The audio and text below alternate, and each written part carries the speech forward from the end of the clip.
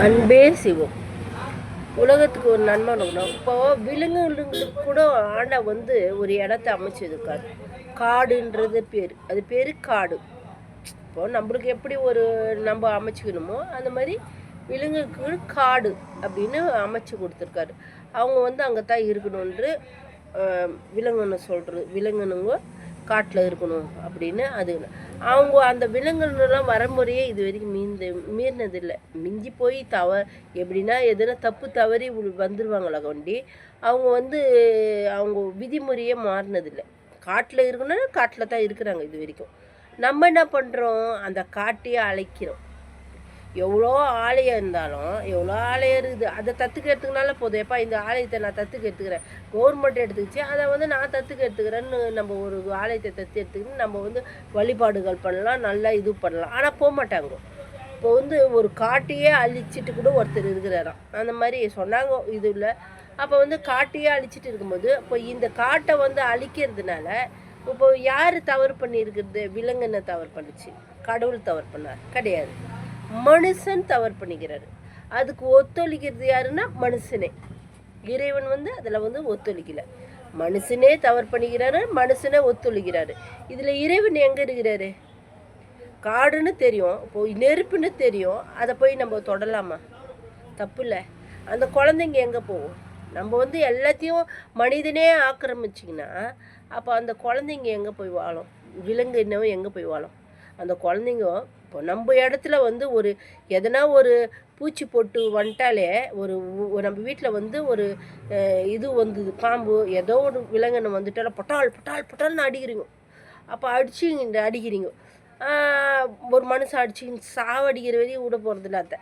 அதே மாதிரி அது இடத்துல போய் நீ உக்காஞ்சிங்கன்னு இந்த மாதிரி அக்குறும் பண்ணால் அது யார்கிட்ட போய் சொல்லும்? அதுக்கு வாய் இருக்குதா? பேச தெரியுமா? என்ன தெரியும்?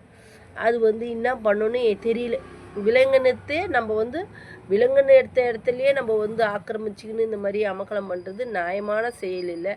இது வந்து இறைவன் வந்து இன்னைக்கு அது நல்லா இருக்கலாம், தேன் மாதிரி இனிக்கும், நாளை பின்ன வந்து அது கஷ்டம், நாளை பின்ன அது துன்பம் தான். துன்பம் விளையும், அதான் சொல்லணும். துன்பம் கண்டிப்பாக அது வந்து நோயால் தான் வரும். மனுஷன் வந்து இந்த உடம்பு பிம்பத்துக்கு தானே இவ்வளோ ஆட்டம் ஆடினாங்க, அந்த பிம்பமே நாஸ்தி ஆகிடும். அந்த பிம்பத்தை நாஸ்தி பண்ணுற அளவுக்கு ஆண்டவன் கொடுப்பார் தண்டனை. இது வந்து நம்ம மனிதனுக்குள்ளே மனிதன் சண்டை போட்டுக்கலாம். அந்த விலங்குனை வந்து வாயில்லாத ஜீவன், அதுங்க இடத்த நம்ம ஆக்கிரமிக்கிறது, அதுங்க இடத்த இப்போ நிறைய பேர் அதுதான் செய்கிறாங்க. ஒரு ஜீவராசிங்க வாழ்கிற இடத்துல போய் நம்ம தொந்தரவு பண்ணுறது, அந்த மாதிரி நிறைய செய்கிறாங்க. காடுன்னு எதுக்கு சொல்லியிருக்காங்க? அதுங்க விலங்குங்க வாழ்கிறது தான் காடு. நம்ம மனசுங்க வாழ்றது மனசு இடத்துல அது வரவே இல்லை. அது கரெக்டாக அது வேலையை அது செஞ்சுன்னு இருக்குது. ஆனால் மனுஷன்தான் பாரு, அது இடத்துக்கும் போய்கின்னு நம்ம இடத்துக்கும் போய்கின்னு எல்லா இடத்துக்கும் போகிறது மனுஷ ஒண்டி தான்.